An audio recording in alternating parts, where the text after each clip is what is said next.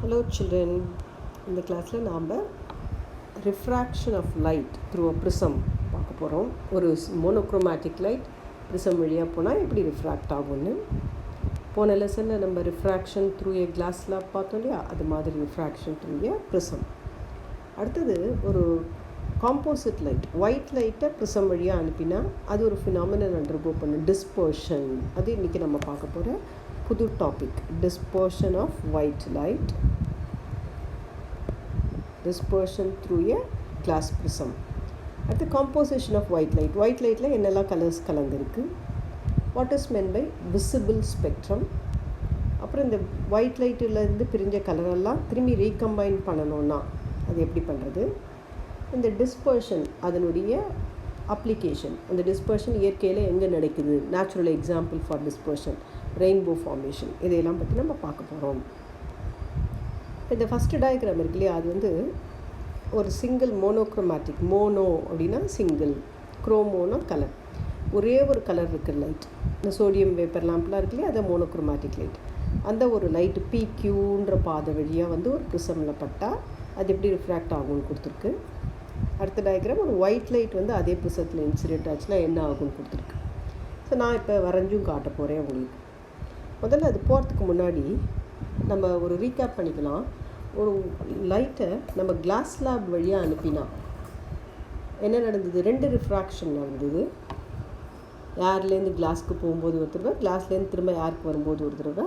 Light அடுத்த side emerge ஆகும்போது emergent ரேவும் incident ரேவும் பேரலாக இருந்தது, லேட்ரல் டிஸ்பிளேஸ்மெண்ட் மட்டும் இருந்தது. இப்போ ஒரு கிளாஸ் லேப் அப்படின்னா என்ன அப்படின்னு பார்த்தோன்னா, ஒரு கிளாஸ் லேபுக்கு ஒரு லேபில் காட்டும்போது உங்களுக்கு தெரியும், பார்த்துப்பீங்க ப்ராக்டிக்கலாக கிளாஸ் வரும்போது. 2 ட்ரையாங்குலர் பேஸஸ் இருக்கும், 2 ட்ரையாங்குலர் பேஸும் 3 ரெக்டாங்குலர் லேட்ரல் சர்ஃபஸஸும் இருக்கும். கிளாஸில் டிரான்ஸ்பரண்ட் இருக்கும், அது 3 டைமென்ஷனல் ஸ்ட்ரக்சர், அது நம்ம எப்படி வரைஞ்சி காட்ட முடியாது. ஸோ நேராக பார்த்தா தான் தெரியும். 2 ட்ரையாங்குலர் பேஸ் இருக்கும், 3 ரெக்டாங்குலர் லேட்ரல் சர்ஃபஸஸ் இருக்கும். இந்த 3 சர்ஃபஸ் இருக்கு இல்லையா, லேட்ரல் சர்ஃபஸஸ் ஒன்றுக்கு ஒன்று ஒரு ஆங்கிளில் இன்க்ளைன் ஆகிருக்கு. அந்த ஆங்கிளுக்கு பேர் angle of the prism. Angle of the prism அப்படின்னா the angle between the lateral surfaces of a prism is called angle of the prism. நாம் இந்த ப்ரிசத்தை ஃபுல்லாக வரைய போகிறதில்ல, அதோட பிரின்சிபல் செக்ஷன் மட்டும் எடுத்துக்கிறோம். ஏபிசி அப்படின்னு ஒரு principal section of a prism we are going to take. Section பண்ணி எடுத்தால், கட் பண்ணி எடுத்தால் இப்படி ஒரு செக்ஷன் இது மாதிரி தான் இருக்கும். அது ஒரு செக்ஷன்னா அதில் ஒரு பார்ட் இருக்கும். ஒரு ரே ஆஃப் லைட்டு இந்த ஏபின்ற ஃபேஸில் வந்து இன்சிடெண்ட் ஆகுதுன்னு வச்சுக்கலாம். இந்த ரேவை let me name this ray as P E அப்படின்னு வச்சுக்கிறேன், சும்மா நேம் பண்ணிக்கிறேன். இந்த ப்ரிசம் இல்லைன்னா இந்த ரே என்ன இருக்கும், இப்படி நேராக always light travels along straight line, இந்த பாதையில் போயிருந்துருக்கும், பிஇஹெச். அதுதான் ஏன் டாட்டட் லைனில் போட்டிருக்கேன், ஆனால் போகலை, அது that which is not real dotted லைனில் ரெப்ரசென்ட் பண்ணுவோம். இல்லைன்னா இப்படி நேராக போயிருந்துருக்கணும். ப்ரிசம் இருக்கிறதுனால இந்த பாயிண்ட் ஈயில் there is a medium change, ஏர்லேருந்து கிளாஸ்குள்ளே போகிறது. அப்போ ரிஃப்ராக்ஷன் கான்செப்ட் படி it should bend towards the normal. So அப்போ நாம் இந்த இடத்துல ஒரு நார்மலை வரையலாம். Let us draw a normal at the point E. N dash தான் அந்த நார்மல்னு வச்சுக்கலாம். இது N1, இது Nன்னு வச்சுக்கலாம். இந்த point N1 is the normal. அப்போ என்ன ஆகணும், இப்படி போக வேண்டிய ரே டுவர்ட்ஸ் த நார்மல் இப்படி ஒரு தடவை பெண்ட் ஆகிருக்கு. இது போக வேண்டிய ray away from the normal towards the normal bend ஆகிருக்கு. திரும்ப இந்த சர்ஃபஸில் வந்து எஃப்ன்ற பாயிண்டில் இஎஃப் இஸ் த ரிஃப்ராக்டட் ரேன்னு வச்சுக்கலாம். P E is the incident ray, E F is the refracted ray. இந்த பாயிண்டில் வரும்போது திரும்ப அது கிளாஸ்லேருந்து ஏருக்கு போகிறது. அப்போ என்ன ஆகும், திரும்ப there is a bending, medium change ஆனாலே பாதை மாறி போகும். இப்போ கிளாஸ்லேருந்து ஏருக்கு போகிறதுனால it bends away from the normal. So இந்த பாயிண்டில் திரும்ப நான் நார்மல் வரையணும்.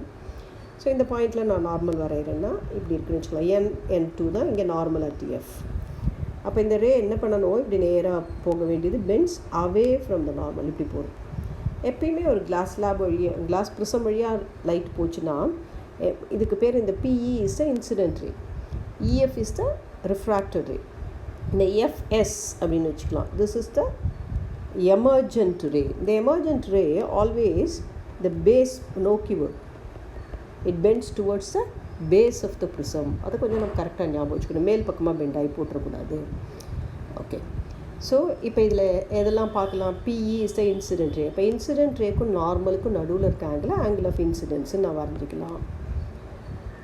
EF is the refracted ray. So refracted ரேக்கும் நார்மலுக்கும் நடுவில் இருக்க ஆங்கிள் ஆர் அப்படின்னு வச்சுக்கலாம். F S is the emergent ray. அதுக்கும் நார்மலுக்கும் நடுவில் இருக்க ஆங்கிள் ஈன்னு வச்சுக்கலாம். இப்போ நான் பிஇ வழியாக லைட் அனுப்பினா எஃப்எஸ் வழியாக வரும். அதே நான் எஸ்எஃப் வழியாக லைட் அனுப்பினா இபி வழியாக வெளியில் வந்துடும். அப்படியே ரிவர்சபிலிட்டி. இது ஐயாக்கினா ஐஇ ஆகிடும். ஸோ அப்படியே இதை எக்ஸாக்ட் உல்ட்டா ஃபாலோ பண்ணிக்கிறது. இப்போ பார்க்கலாம், போயிருக்க வேண்டிய பாதை பிஇஹெச், வர்ற பாதை எஃப்எஸ். ஸோ இந்த எமர்ஜென்ட் ரேவை நான் எக்ஸ்டெண்ட் பண்ணினா இன்சிடென்ட் ரேல இப்படி போக வேண்டிய இந்த ப்ரிசம் என்ன பண்ணியிருக்கு? பிஇஹெச் பாதையில் போக வேண்டிய ரேவை அது என்ன பண்ணியிருக்கு? இந்த பாதையில் அனுப்பியிருக்கு, எஃப்எஸ் பாதையில் அனுப்பியிருக்கு. ஸோ இப்படி போக வேண்டிய ரேவை இவ்வளோ ஆங்கிள் திருப்பி விட்டுருக்கு. So that is called angle of deviation. Angle between the incident ray direction and the emergent ray is called angle of deviation அப்படின்னு நம்ம சொல்கிறோம். இப்போ நம்ம நேம் பண்ண பார்க்கலாம் ஒவ்வொன்றும் என்னன்னு சொல்லிட்டு. PE is the incident ray. EF is the refracted ray. FS is the emergent ray. Angles பார்த்தோன்னா 3 ஆங்கிள் ஐ எங்கே மார்க் பண்ணியிருக்கோம்? ஆங்கிள் ஐனா ஆங்கிள் PEN. சரியா? Angle PE is the angle of incidence. அடுத்தது ஆங்கிள் ஆஃப் ரிஃப்ராக்ஷன் என்ன பண்ணியிருக்கோம்? Angle FEN. அதுதான் angle R, angle of refraction. Angle of emergence எது பண்ணியிருக்கோம்? N2FS. அது ஆங்கிள் ஆஃப் எமர்ஜென்ஸ். இது முக்கியமாக ஆங்கிள் ஆஃப் டீவியேஷன் எது பண்ணியிருக்கோம் நம்ம? ஆங்கிள் ஆஃப் டீவியேஷன் இந்த பாயிண்ட்டை suppose I name this point as ஜின்னு வச்சுக்கலாம். Angle HGF. Angle of deviation அப்படின்னா angle between incident ray direction. இது என்ன? Incident ray direction. This is the emergent ray. Angle between the incident ray direction and emergent ray is called angle of deviation. The angle of the prism, இந்த ரெண்டு lateral சர்ஃபேஸ்க்கு நடுவில் இருக்கு இல்லையா, angle A is called angle of the prism. நாம் இங்கே ஈக்விலேட்ரல் prism consider பண்ணியிருக்கோம். So angle of the prism 60 degree, angle of the prism, angle between the lateral surfaces. So இதை நம்ம கரெக்டாக ஞாபகம் வச்சுக்க வேண்டியது. இந்த டயக்ராமை கரெக்டாக வரைய தெரியணும், இந்த ஆங்கிள்ஸை கரெக்டாக மார்க் பண்ண தெரியணும். திரும்ப ஒரு நல்லா வரைஞ்சிருக்கு, உங்களுக்கு புரியாதுக்கு இங்கே பார்க்கலாம். A B C is the cross section of ஒரு section of a prism, principal section of the prism. PE is the incident ray. இது ஆக்சுவலாக PQங்கிறது என்னென்னா, என்ன பண்ணியிருப்பாங்க, நம்ம ரெக்டாங்குலர் ஸ்லாபில் கிளாஸ் ஸ்லாபில் பண்ண மாதிரி இங்கே 2 குண்டூசியை குத்திட்டு இந்த ப்ரிசத்தை வச்சு இந்த பக்கம் ஏசி ஃபேஸ் வழியாக பார்ப்பாங்க. அப்போ அந்த PQவோட இமேஜ் இங்கே தெரியும் மேலே. அப்போ இங்கே மேலே தெரிஞ்சால் அதுக்கு நேராக இருக்கிற மாதிரி இந்த PQவோட இமேஜ் இந்த இடத்துல தெரியும். தெரிஞ்சதுன்னா அதுக்கு நேராக இருக்கிற மாதிரி RSன்னு 2 குண்டூசியை குத்துவாங்க. So that the images of PQ and RS all of them lie in a straight line மாதிரி. அப்புறம் ப்ரிசம் எடுத்துகிட்டு இந்த ஆர்எஸ் போய் ஜாயின் பண்ணி அப்புறமா தான் இந்த லைன்ஸ் எல்லாம் வரையது. ஓகே, அப்படிலாம் வரைஞ்சால் PQ is the incident ray, EF is the PE is the incident ray, EF is the refracted ray, FS is the emergent ray. N1N is the normal at E, N2 is the normal at F. So incident ரேக்கும் நார்மலுக்கும் நடுவில் இருக்கிறது angle of incidence, ரிஃப்ராக்டட் ரேக்கும் நார்மலுக்கும் நடுவில் இருக்கிறது angle of refraction. can see angle of refraction. Emergent ray ku normal ku naduvula irukkiradhu angle of emergence. Incident ray direction ku emergent ray direction ku naduvula irukkiradhu angle of deviation. So diagram நம்ம கரெக்டாக நல்லா தெரிஞ்சுக்கணும். இது ஒரு monochromatic light prism வழியாக அனுப்பினா, suppose I send a composite light to a prism அப்படின்னு வச்சுக்கலாம். composite lightனா என்ன? மோனோக்ரோமோனா that which is made of a single color. இப்போ காம்போசிட்னா நிறைய கலர்ஸ் இருந்து, ஃபார் எக்ஸாம்பிள் ஒயிட் லைட்டை இந்த ப்ரிசம் வழியாக நம்ம அனுப்பினா, ஒரு ப்ரிசம் இருக்குது, AB is a principal section of the prism. அது வழியாக இப்போ சப்போஸ் ஒயிட் லைட்டை I am passing through the prism. இந்த ப்ரிசம் இல்லைன்னா இந்த லைட் இப்படி இந்த பாதையில் நேராக போயிருந்துருக்கணும், பட் அப்படி போகலை. ப்ரிசம் இருந்ததுனால அது பெண்ட் ஆகி போயிருக்கு. வெளியில் வரும்போது பார்த்தோன்னா சிங்கிள் லைட்டாக வரல. We are getting 7 colours starting from violet to red. 7 colours வருது. யூ கேன் சி இன் பிட்வீனில் 7 கலர் போட்டிருக்கணும். இங்கே கொஞ்சம் ஆகிடும். நான் டயக்ராமில் காட்டுறேன். You can see here. So white light அனுப்பினா வெளியில் வரும்போது சிங்கிள் லைட்டாக வரல. violet to red. violet கீழே இருக்குது பார்க்கணும். கீழேருந்து violet to red அப்படின்னா என்ன அர்த்தம்? violet is dispersed, deviated through a greater angle. Red is deviated through a lesser angle. நல்லா ஞாபகம் வச்சுக்கணும். கீழேருந்து VIBGR, violet to red, bottomலேருந்து டாப்புக்கு. So we are getting a patch of colors on the screen starting from violet to light.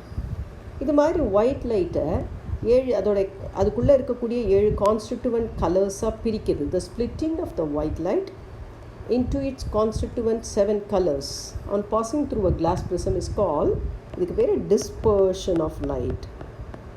Actually இது refraction தான், but நிறைய colours இருக்கிறதுனால தனித்தனியாக தெரியுது. dispersion of light, the splitting of white light into its constituent colors. என்னென்ன colours இருக்குது அப்படின்னு நம்ம பார்த்தோன்னா, இட் கண்டெய்ன்ஸ் இந்த VIBGR அக்ரானிம் இருக்கு இல்லையா, VIBGYOR, 7 கலரும் இருக்குது. இந்த ஒரு கலருக்கும் என்ன வித்தியாசம் அப்படின்னு பார்த்தோன்னா, அந்த 7 கலருக்கும் what is the difference between the colours அப்படின்னு நம்ம பார்த்தோன்னா, வேவ் லெங்க்த்து தான். இப்போ வயலட்டுக்கு வேவ் லெங்க்த்து பார்த்தோன்னா 4000 ஆம்ஸ்ட்ராங் யூனிட். அதோட ஃப்ரீக்வன்சி 7.5 × 10^14 ஹெர்ட்ஸ். வயலட்லேருந்து அப்படியே VIBGRக்கு வந்தோன்னா இருக்கிறதுலையே shortest wave length violet, GYOR. ஒவ்வொருக்கும் ஞாபகம் வச்சுக்கணுன்னு அவசியம் இல்லை, பெரிய கிளாஸில் படிப்பீங்க. பட் தெரிஞ்சுக்கணுன்னு நினச்சா ரெட்டுக்கு பார்த்தா அதுக்கு தான் wave length maximum 8000 Armstrong unit, அப்ராக்சிமேட்டாக 7900, 8000 அப்ராக்சிமேட். அதோட ஃப்ரீக்வன்சி இருக்கிறதுல கம்மி, 3.8 × 10^14 ஹெர்ட்ஸ். ஸோ வயலட்டுக்கு வேவ் லெங்க் கம்மி, ஃப்ரீக்வன்சி ஜாஸ்தி. இந்த ஆம்ஸ்ட்ராங் அப்படின்னு போட்டிருக்கேன் இல்லையா, அது என்ன, 10⁻−10 மீட்டர். ஹர்ட்ஸுங்கிறது யூனிட் ஃபார் ஃப்ரீக்வன்சி. வயலட் தான் ஃப்ரீக்வன்சி அதிகமானது, அதுக்கு தான் எனர்ஜி கூட. ரெட்டுக்கு தான் வேவ் லெங்க் அதிகம், ஃப்ரீக்வன்சி கம்மியானது. ஸோ நமக்கு தெரியும் இந்த லைட் வேவாக இருக்கிறதுனால இது follows the condition C is equal to n lambda. அப்போ n is equal to C/λ போடுவோம். அப்போ லாம்டா அதிகமாக இருந்தால் n கம்மியாக இருக்கும், n லாம்டா கம்மியாக இருந்தால் n அதிகமாக இருக்கும். அதனால தான் ரெட்டுக்கு லாம்டா அதிகம், வேவ் லெங்க் கம்மி, ஃப்ரீக்வன்சி கம்மி. வயலட் லைட் எடுத்துட்டோன்னா வேவ் லெங்க் கம்மி, ஃப்ரீக்வன்சி அதிகமாக இருக்குது. So it's a composite light. So ஒரு காம்போசிட் லைட்டை ப்ரிசம் வழியாக அனுப்பினா we are getting a patch of colors. The band of 7 colors இருக்கு இல்லையா, the band of 7 colors obtained on the screen on passing a white light through a prism, அதுக்கு பேர் spectrum அப்படின்னு பேர். என்ன பேர்? Spectrum, visible spectrum. நம்ம விசிபிள்னு ஏன் சொல்கிறோன்னா, இது மட்டும்தான் இருக்குதுன்னு அர்த்தம் இல்லை. விசிபிள்னு சொன்னால் அது நமக்கு தெரியுது, நம்ம கண்ணுக்கு தெரியறதுனால அதை நம்ம விசிபிள் ஸ்பெக்ட்ரம். என்னது விசிபிள் ஸ்பெக்ட்ரம்னா, band of 7 colors obtained on the screen on passing a white light through a glass prism is called visible spectrum. பார்த்தோன்னா VIBGRல வயலட்டுக்கு இந்த பக்கம் வேறு கலர்ஸ் இருக்குது, அல்ட்ரா வயலட் இருக்குது, ரெட்டுக்கு இந்த பக்கமாக இன்ஃப்ராரெட் இருக்குது. பட் நமக்கு அதெல்லாம் தெரியல. நமக்கு தெரிகிற ரீஜன் விசிபிள். நான் சொன்னேன் இல்லையா, கோன் வந்து அதுக்கு வயலட்டுனா அதுக்கு தனியான ஒரு கோன் செல் இருக்கணும், இண்டிகோனா அதை கண்டுபிடிக்கிறதுக்கு தனி செல் இருக்கணும். இப்போ பீஸ்க்கெலாம் நான் சொன்னேன் அல்ட்ரா வயலட்டை கண்டுபிடிக்கிற மாதிரி கோன் இருக்குதுன்னு. நம்மளுக்கு அது இல்லை. நம்மளோட human capacity is limited to see the light from violet to red. அதனால் இந்த ஸ்பெக்ட்ரத்தை நம்ம விசிபிள் ஸ்பெக்ட்ரம் அப்படின்னு நம்ம சொல்கிறோம். இது என்ன காரணம் அப்படின்னு பார்த்தோன்னா, இந்த லைட்டு இந்த டிஸ்பர்ஷன் நடக்கிறதுக்கு எப்படி எதனால் 7 கலராக தெரியுதுன்னு பார்த்தோன்னா, இந்த ஒயிட் லைட் இருக்கு இல்லையா, அதில் இருக்கிற 7 கலர்ஸும் ஆல் 7 கலர்ஸ் ஏரில் பார்த்தா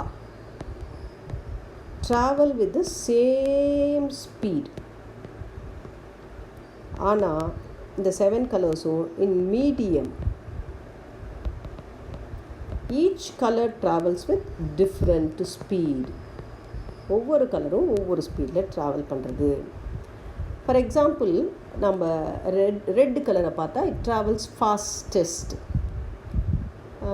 ஏன் அப்படி சொல்கிறோன்னா ரெட்டு வந்து we can see red is traveling with maximum velocity through glass. Violet is traveling with minimum velocity through glass. So ரெட்டுக்கு velocity கூட இருக்கிறதுனால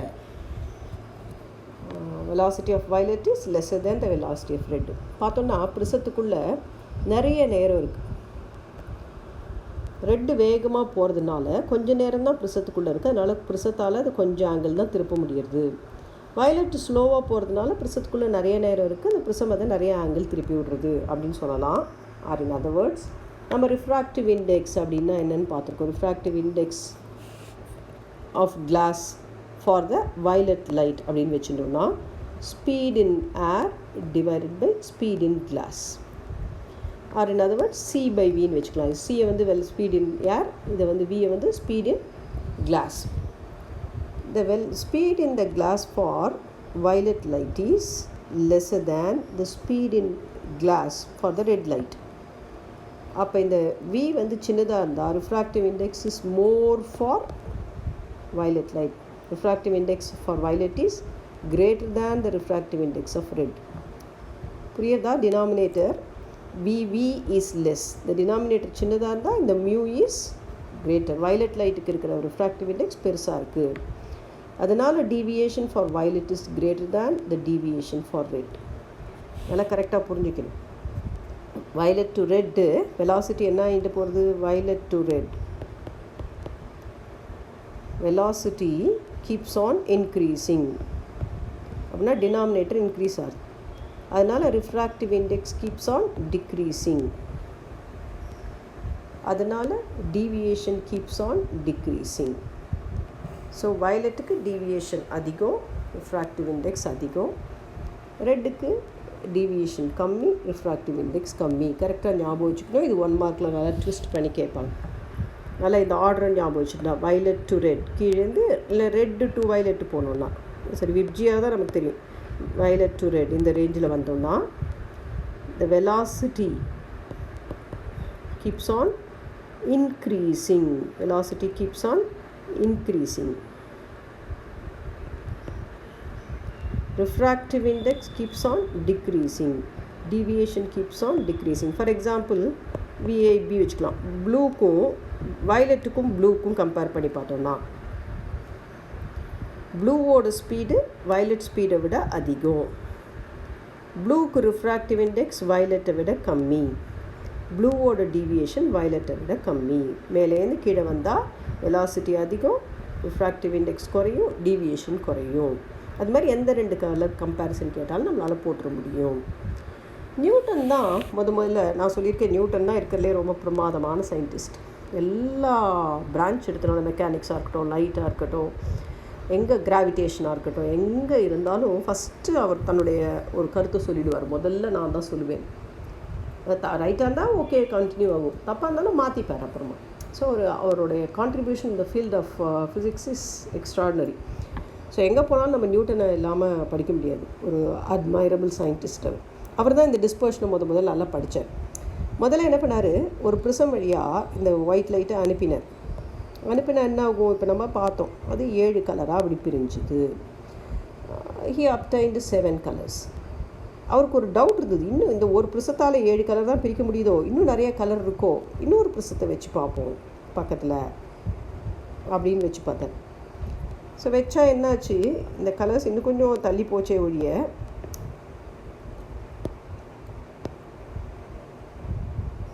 ஸோ இங்கே வரக்கூடிய ரேஸை இன்னொரு ப்ரிசத்து வழியாக அனுப்பினான். திரும்ப டிஸ்பர்ஷன் ஆகி இந்த கலர்ஸ்க்கு நடுவில் இருக்க டிஸ்டன்ஸ் வேணால் அதிகமாகச்சு வழியே புதுசாக இந்த கலரும் உருவாகும். என்ன பண்ணார் அவர், உல்ட்டா பண்ணி பார்ப்போம்னு சொல்லிட்டு இந்த ஏபிசி ப்ரிசம் மாதிரியே ஐடென்டிக்கலாக இன்னொரு ப்ரிசம் எடுத்து அப்படியே இந்த ப்ரிசத்தை இப்படி தலைகீழே வச்சு பார்த்தார். இதே மாதிரி ப்ரிசம் தலைகீழே வச்சு பார்த்தா என்னாச்சு, இப்படி வந்து இந்த ரேஸ் இங்கே பட்ட ரேஸு டிஸ்பர்ஷன் ஆகி திரும்ப இந்த இது வழியாக அடுத்த கிளாஸ் ஸ்லாப் வழியாக போய் ப்ரிசம் வழியாக போய் சிங்கிள் லைட்டாக வெளில வந்துடுச்சு. ஸோ என்ன பண்ணார், என்ன புரிஞ்சுக்கிட்டாரு, ஃபஸ்ட்டு ப்ரிசம் 7 கலரை பிரிச்சுது, செகண்ட் ப்ரிசம் 7 கலரையும் ஒன்றா சேர்த்துருக்கு. ஸோ எதுவும் இந்த ஒயிட் லைட்டுக்கு இது ப்ரிசம் கலர் ஒன்றும் கொடுக்கல லைட்டுக்கு. முதல்ல என்ன நினச்சிட்டாங்கன்னா, இந்த லைட்டு ப்ரிசத்துக்குள்ளே போயிட்டு கலர் வர்றதுனால இந்த ப்ரிசத்துக்குள்ளே ஏதோ இருக்குது, அதுதான் அந்த லைட்டுக்கு கலர் கொடுக்குறதுன்னு நினச்சினாங்க. பட் அவர் என்ன சொல்கிறார், ப்ரிசம் ஒன்றும் கொடுக்கல. அப்படி கொடுத்தா ரெண்டாவதுல இதுக்குள்ளே போகும்போது இன்னும் நல்லா பிரைட்டாக ஆகணும், வைலெட்டு நல்லா டார்க் வைலெட் ஆகணும். அப்படிலாம் ஒன்றும் ஆகும். இன்ஸ்டட் இப்படி திருப்பி வச்சோடனே ப்ரிசம் திரும்ப எல்லா கலரையும் ஒன்றா சேர்த்துருச்சு. அப்போ அந்த 7 கலரும் ஒயிட் லைட்டில் ஆல்ரெடி இருந்திருக்கு. What this prism is doing is simply separating them into separate colours. அதை டிஸ்பர்ஷன் தான் பண்ணி வச்சுருக்கு. இதுக்கு காரணம் என்னென்னா, அந்த different colours are travelling with different speed in medium. All colors are traveling with the same speed in air. அதனால தான் ஏரை நான் டிஸ்பர்சிவ் மீடியம்னு சொல்கிறோம். எல்லாம் சேம் ஸ்பீடில் போகிறனால 7 கலரும் ஒன்றாவே இருக்குது. ஒவ்வொரு கலர் ஒவ்வொரு ஸ்பீடில் இருக்கிறதுனால தனித்தனியாக வேறு வேறு இடத்துல இருக்குது, அது மீடியத்தில். இப்போ இங்கே பார்த்தோன்னா இந்த 2 ப்ரிசம் ஐடென்டிக்கலாக இருக்கிறதுனால ஃபஸ்ட்டு ப்ரிசம் எவ்வளோ ஆங்குலர் டிஸ்பர்ஷன் ப்ரொடியூஸ் பண்ணித்தோ அதுக்கு equal and opposite angular dispersion second prism produce பண்ணுறதுனால எல்லாம் ஒன்றா சேர்ந்து ஒரே சிங்கிள் ரேவாக வந்தாச்சு. ஸோ இதுலேருந்து என்ன கன்க்ளூஷனுக்கு வந்தார், சன்லைட் இஸ் மேடப் ஆஃப், அவர் சன்லைட்டை வச்சு தான் இது செஞ்சார். Sunlight is made up of 7 colours. Any light, எந்த லைட்டெல்லாம் சன்லைட் மாதிரியே ஸ்பெக்ட்ரத்தை கொடுக்குறதோ இந்த ப்ரிசம் வழியாக அனுப்பும்போது அந்த லைட்டெல்லாம் நம்ம ஒயிட் லைட்டுன்னு சொல்லிக்கலாம். ஸோ ஒயிட் லைட்னா என்ன, சன்லைட்டு மாதிரி ஸ்பெக்ட்ரம் கொடுக்கக்கூடிய லைட் எல்லாம் ஒயிட் லைட்.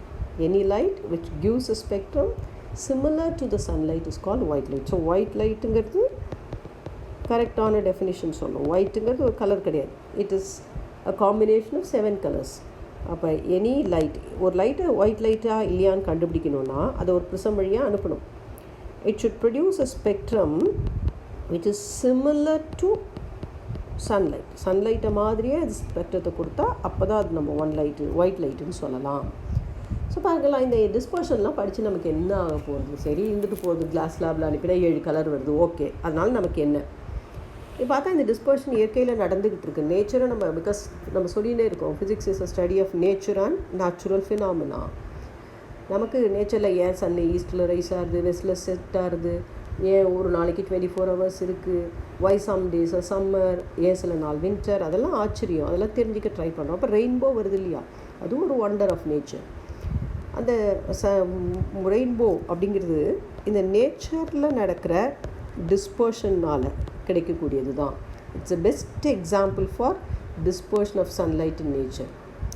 பார்த்தா நான் கான்சென்ட்ரிக் சர்க்குலர் ஆர்க்காக தெரியும், நமக்கு ஃபுல் சர்க்கிள் தெரியாது, மேலே கொஞ்சம் போனாங்கன்னா தெரியும், ஏரோப்ளேனில் மேலே போயிட்டோம்னா ஃபுல் சர்க்கிள் பார்க்கலாம், சர்க்குலர் ஆர்க்ஸாக தெரியும். எப்போனா ஒரு ஷவர், அதாவது மழை பெஞ்சு முடிஞ்ச உடனே சஸ்பெண்ட் ஆன ரெயின் ட்ராப்ஸ் ஏரில் இருந்தால் நமக்கு தெரியும். ஆனால் ஒரு எசென்ஷியல் கண்டிஷன் என்னென்னா, இந்த இது தெரியணுன்னா, ஒரு மனுஷன் இருக்கோன்னா சஸ்பெண்டட் ஏர் ட்ராப்ஸ் அவனுக்கு முன்னாடி இருக்கணும், சன் அவனுக்கு பேக் சைடில் இருக்கணும். So sun should be at the back of the observer, இந்த suspended water drops should be in the front. அப்படி இருந்ததுன்னா என்ன ஆகுது, ஆக்சுவலாக ரெயின் நடக்கும்போது இந்த சன்னுலேருந்து போகக்கூடிய லைட் கொஞ்சம் பெருசாக வரைஞ்சிக்கலாம், அந்த வாட்டர் ட்ராப் நல்லா புரிஞ்சிக்கிறதுக்காக. ஸோ சன்னுலேருந்து போகக்கூடிய இதுதான் வாட்டர் ட்ராப்ஸ்னு வச்சுக்கலாம். ஸோ சன்னுலேருந்து போகக்கூடிய லைட் அந்த வாட்டர் ட்ராப்குள்ளே போய் முதல்ல ஒரு ரிஃப்ராக்ஷன் நடக்கிறது, டிஸ்பர்ஷன், அதான் பிரிஞ்சிக்கும். உள்ளுக்குள்ளே ஒரு டோட்டல் இன்டர்னல் ரிஃப்ளெக்ஷன் நடக்கிறது, டோட்டல் இன்டர்னல் ரிஃப்ளெக்ஷன் நம்ம போன லெசனில் பார்த்தோம் இல்லையா. அப்புறம் ஒரு டிஸ்பர்ஷன் நடந்து நம்ம ஐக்கு வருது. ஸோ சன்னுலேருந்து லைட்டு போய் ட்ராப்பில் பட்டு ஒரு டிஸ்பர்ஷன் அண்ட் ரிஃப்ராக்ஷன், ஒரு total internal refraction and reaches the eye of the observer. நார்மலாக பார்த்தோன்னா இது மாதிரி நடக்கக்கூடிய ஃபினாமினனில் பார்த்தோன்னா அதோடைய இன்னர் எட்ஜ் ரெட்டாக இருக்கும், அவுட்டர் எட்ஜ் வயலட்டாக இருக்கும். இதை நம்ம ப்ரைமரி ரெயின்போ. ஸோ ரெயின்போ நடக்கிறதுக்கு காரணம் two dispersions, 2 refractions and 1 total internal reflection. Red outside லியும் violet inside லியும், red outer arc ஆகவும் வயலட்டு இன்னர் ஆர்க்காகவும் உள்பக்கமாகவும் இருந்து இன்பிட்வீனில் மீதி கலர்ஸ்லாம் இருந்தால் அதுக்கு பேர் ப்ரைமரி ரெயின்போன்னு சொல்லுவோம். ப்ரைமரி ரெயின்போ நம்மளுக்கு கிடைக்கணுன்னா 2 ரிஃப்ராக்ஷன், ஒரு டோட்டல் இன்டர்னல் ரிஃப்ளெக்ஷன் நடக்கணும். ரெட் அவுட்டர் ஆர்க்காக இருக்கணும், வயலட்டு இன்னர் ஆர்க்காக இருக்கணும். சில சமயத்தில் பார்த்தோன்னா சன்னுலேருந்து போகக்கூடிய லைட்டு அதில் பட்டு ஒரு ரிஃப்ராக்ஷன், ஒரு டோட்டல் இன்டர்னல் ரிஃப்ளெக்ஷன், இன்னொரு டோட்டல் இன்டர்னல் ரிஃப்ளெக்ஷன் அப்புறமா ஐக்கு வரும். ஒரு ரிஃப்ராக்ஷன், இன்னொரு ரிஃப்ராக்ஷன், ஒரு டோட்டல் இன்டர்னல் ரிஃப்ளெக்ஷன், ரெண்டாவது டோட்டல் இன்டர்னல் ரிஃப்ளெக்ஷன், ரிஃப்ராக்ஷன். இப்படி ஐக்கு வந்ததுன்னா 2 டோட்டல் இன்டர்னல் ரிஃப்ளெக்ஷன்ஸ், 2 ரிஃப்ராக்ஷன்ஸ் நடந்தால் அது மாறிடும். வயலட் அவுட்டர் எட்ஜுக்கும் ரெட்டு இன்னர் எட்ஜ்லேயும் வந்துடும். இது மாதிரி ஃபார்ம் ஆகிற ரெயின்போவை செகண்டரி ரெயின்போன்னு சொல்லுவோம். அதாவது சில சமயத்தில் ஒரு ரெயின்போ தெரிஞ்சு மேலே பளிச்சுன்னு ஒன்று தெரியும், மேலே பார்த்தோன்னா இன்னும் கொஞ்சம் தூரத்தில் டல்லாக ஒன்று தெரியும். அந்த டல்லாக இருக்கிறதுல பார்த்தா உல்ட்டாவாக இருக்கும் கலர்ஸ்லாம், ப்ரைமரியில் இருக்கிற கலர்ஸ்லாம் அப்படியே உல்ட்டாக இருக்கும். அதுக்கு பேர் செகண்டரி ரெயின்போன்னு சொல்லுவோம். இந்த செகண்டரி ரெயின்போ நார்மலாக ரொம்ப ஃபீபிளாக இருக்கும், கொஞ்சம் நேரம் தான் தெரியும். ஸோ ரெயின்போ கிடைக்கணுன்னா ஒரே ஒரு கண்டிஷன், சன்னு அப்சர்வருக்கு பேக்கில் இருக்கணும். சஸ்பெண்டட் வாட்டர் ட்ராப்ஸ், மழை முடிஞ்ச உடனே இருக்கும் இல்லையா, அந்த வாட்டர் ட்ராப்ஸ் அப்சர்வருக்கு முன்னாடி இருக்கும். சம்டைம்ஸ் பார்த்தா டே டைமில் கூட மழை வராதப்போ ஒரு நம்ம ஸ்கையை வந்து வாட்டர் ஃபவுண்டைன் வழியாக ஸ்கையை பார்த்தா சாயந்தர நேரத்தில் நம்ம இந்த போட்டிங்லாம் போனால் ஹில் ஸ்டேஷன்ஸில் பார்க்கலாம். ஒரு ஃபால்ஸ்லாம் இருக்குதுனால ஃபால்ஸ் தண்ணியை போட்டிலேருந்து நம்ம பார்க்குறோம், நமக்கு பின்னாடி சன் இருக்குன்னா அந்த வாட்டர் ட்ராப்ஸ் இருக்குல்ல, அது வழியாக பார்த்தா கூட you will be able to see the rainbow. So இந்த ரெயின்போங்கிறது ஒரு beautiful example of dispersion of white light in nature. So 2 type of rainbow, primary rainbow and secondary rainbow நமக்கு தெரிய போகுது. What are the things happening? 2 refraction, ஒரு total internal reflection இருந்தால் primary rainbow, 2 refraction, 2 total internal reflection இருந்தால் அது secondary ரெயின்போன்னு சொல்லுவோம்.